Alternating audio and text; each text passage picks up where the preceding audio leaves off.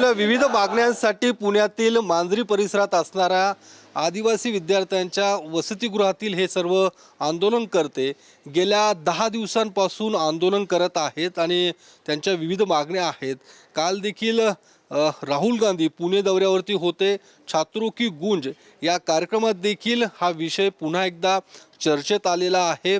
याच आंदोलनकर्त्यांमधली एक विद्यार्थिनी त्यांनी राहुल गांधींसमोर हा विषय मांडला आणि त्यानंतर राहुल गांधी देखील या आंदोलनस्थळी येण्यासाठी त्यांनी स्वतःहून इच्छा देखील व्यक्त केलेली आहे. यामध्ये प्रामुख्याने विद्यार्थ्यांच्या ज्या काही मागण्या आहेत, अर्थात राज्य सरकारने जो या वसतिगृहात राहण्यासंदर्भातला जो GR काढलेला आहे तो GR रद्द करण्यात यावा. त्यासोबतच गडचिरोलीमध्ये ज्या आश्रमशाळेतील मुली सर्पदंशाने मृत्युमुखी पडल्या त्यांच्या घरातील लोकांना 1 कोटी रुपयांची मदत द्यावी, अशा विविध मागण्या घेऊन हे जवळपास 10 दिवसांपासून आंदोलन करतात. आज 11वा दिवस आहे. मात्र राज्य सरकारकडून अद्यापही या विद्यार्थ्यांच्या आंदोलनाची दखल घेतली गेलेली नाही आहे. त्यामुळे हे आंदोलन अजूनही सुरू आहे. काही आंदोलकांशी बोलण्याचा आपण प्रयत्न करूयात. 10 दिवसांपासून तुम्ही आंदोलन करताय, तुमची प्रकृती देखील बिघडताना पाहायला मिळते. काय नेमकं सरकारला तुम्हाला सांगायचं आहे? खरं तर आज 11वा दिवस असूनही या राज्य शासनाचा 19 अधिकारी आमच्यापर्यंत पोहोचला नाही. तर या सरकारला जी काही विनंती या TV9 मीडियाच्या मार्फत करतो का आमचे जे काही प्रश्न आहेत ते आमच्या जीवनाशी भविष्याशी निगडीत आहेत आणि ते आमच्या राष्ट्र मागण्या आहेत, त्या लवकरात लवकर मान्य कराव्यात आणि आम्हाला न्याय मिळवून द्यावा. निश्चित न्याय मिळवून द्यावा असं या आंदोलनकर्त्या विद्यार्थ्यांचं म्हणणं आहे. एक विद्यार्थिनी आहे जी काल राहुल गांधींसमोर देखील त्यांचं म्हणणं मांडलंय. खास करून खरं तर महिला सुरक्षेसंदर्भात त्यांनी त्यांचं मत मांडलं होतं. काल राहुल गांधींसमोर तुम्ही स्टेजवरती होतात, काय नेमकं मुद्दा मांडला होता? राहुल गांधींचं नेमकं काय म्हणणं होतं? त्यांनी सिक्युरिटी आणि फ्रीडमवर मुळात तो कार्यक्रम होता. त्याच्यामध्ये सिक्युरिटीवर बोलण्याचा माझा प्रमुख मुद्दा होता आणि माझीच मैत्रीण निशा साबळे तिने आमच्या हॉस्टेलच्या प्रोटेस्टचा विषय मांडला. त्याच्यामध्ये मुलींसोबत जे अत्याचार घडतात, जी छेड काढली जाते त्या विषयावर मी बोलले. पण प्रमुख मुद्दा तर आमचा हाच आहे की निशाने जो मुद्दा मांडला की आमचं प्रोटेस्ट सुरू आहे, आमच्याकडे शासन दाद घेत नाही आहे आमची.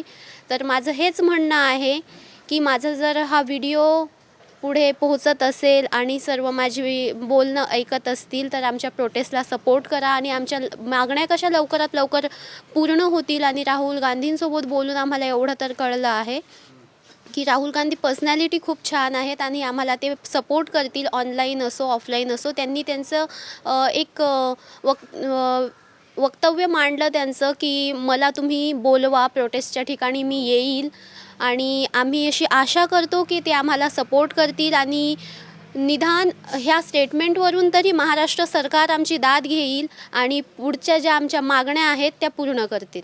निश्चितच राहुल गांधी देखील म्हटलं होतं की मी या ठिकाणी येईल, तुम्ही मला बोलवा. आता राहुल गांधींकडनं काय नेमकं प्रतिसाद मिळतो? काय नेमक्या मागण्या काय आहे? तुम्ही या ठिकाणी 10 दिवसांपासून आंदोलन करतात, कुठल्या मागण्या घेऊन सरकारपर्यंत पोहोचतात? जो शासन निर्णय 14 ऑगस्टला सरकारने काढला तो आम्हाला मान्य नाही. तर आमचा जो पूर्वीचा जो शासन निर्णय 2011चा तो परत लागू करावा अशी मुलांची प्रथम मागणी. आणि दुसऱ्या मागण्या अशा आहेत की जी बोगस आदिवासींनी 12,500 पदे जी लाटलेली आहेत मुलांची, त्यांना तात्काळ ती भरती सरकारने केली पाहिजे असं. त्याच्यानंतर एक अशी मागणी आहे की जे जात पडताळणी बोगस व्हॅलिडिटी काढतात, कंडिशनल व्हॅलिडिटी काढतात किंवा बोगस व्हॅलिडिटी काढतात, यांच्यावर गव्हर्नमेंटने काहीतरी तात्काळ कारवाई केली पाहिजे.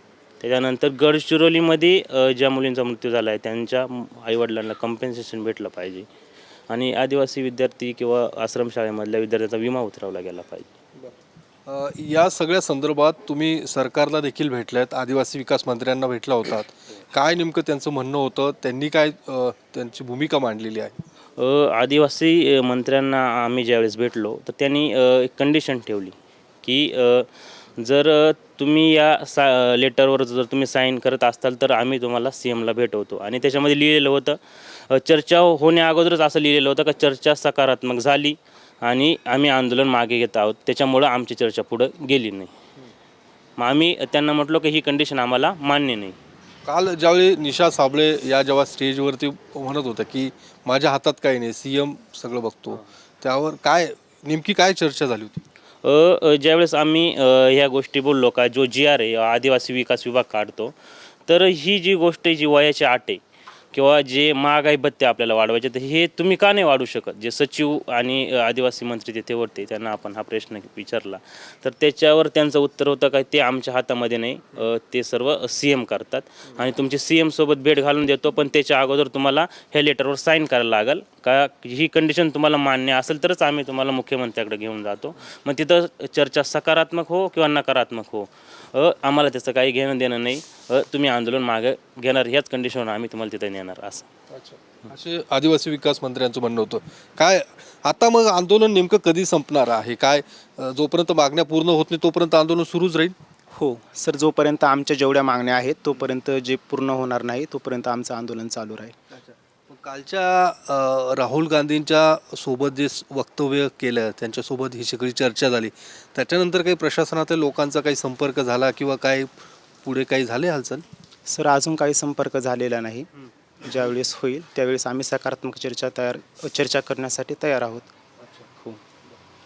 तर आपण पाहिलं या सगळ्या विद्यार्थ्यांचं नेमकं काय म्हणणं आहे. काल राहुल गांधींनी देखील हा विषय समजून घेतलेला आहे आणि आपण पाहतो की या सगळ्या विद्यार्थ्यांचं म्हणणं आहे की जोपर्यंत आमच्या मागण्या मान्य होत नाही तोपर्यंत आंदोलन सुरूच ठेवणार आहोत आणि राज्य सरकारने देखील या संदर्भात सकारात्मक पावलं उचलणं तितकंच गरजेचं आहे. यातले सर्व विद्यार्थी काही जवळपास राज्यभरातल्या वेगवेगळ्या भागातून या ठिकाणी राहत आहेत आणि त्यांच्या ज्या काही मागण्या आहेत त्या देखील तितक्याच रास्त आहेत. मात्र राज्य सरकार या संदर्भात अजूनही कुठलाही निर्णय घेताना दिसत नाही. आदिवासी विकास मंत्र्यांपर्यंत देखील हे सर्व आंदोलन पोहोचलेलं आहे, मात्र त्या संदर्भातला तोडगा अद्यापर्यंत निघत नाही आणि त्यामुळे जवळपास 10 दिवसांपासून हे आंदोलन या ठिकाणी सुरू आहे आणि कदाचित कालच्या राहुल गांधींच्या वक्तव्यानंतर या संदर्भात आज दिवसभरात आंदोलन सोडवण्यासाठी किंवा आंदोलन थांबवण्यासाठी राज्य सरकार आणि प्रशासनाकडून प्रयत्न केले जाण्याची देखील शक्यता वर्तवली जाते. कॅमेरामन अभिजित पिसेसह मी योगेश बोरसे, TV9 मराठी, पुणे.